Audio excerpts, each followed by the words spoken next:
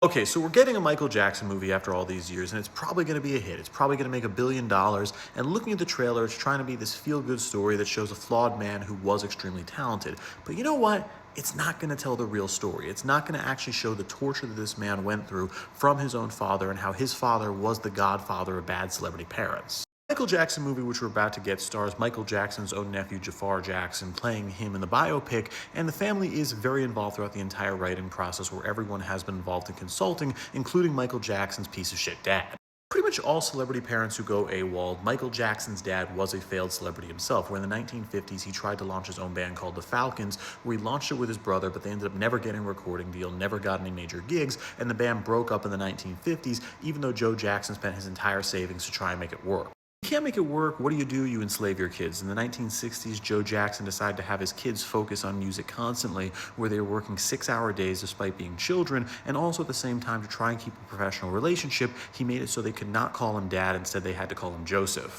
I'm not using the word slaves with any exaggeration, because both Michael Jackson and his sister LaToya came out saying that when Joe Jackson was unhappy with them, he would strip his children naked even when they were teenagers and whip them. Joe Jackson was also very afraid his kids would have stage fright, because what he would do is he'd wear these scary masks while they were doing rehearsals and start screaming at them, and if they got distracted in any way, he'd start beating them. Joe Jackson was also responsible for why Michael Jackson and many of his other siblings have this massive plastic surgery done, where obviously they do suffer from alopecia, that explains the skin thing, but they have all these other pieces of plastic surgery, and it's because Joe Jackson used to yell at them all the time saying they were ugly, and in Michael Jackson's case, he constantly made fun of his nose, and that's why Michael Jackson's nose ended up looking like this, because he was so insecure about it. To make it worse, Joe Jackson has never denied any of these accusations. He ran around saying that it was a good thing for his kids to do it because look how successful and how rich they became, and he doesn't care he had to beat them, hurt them, harass them when they were younger.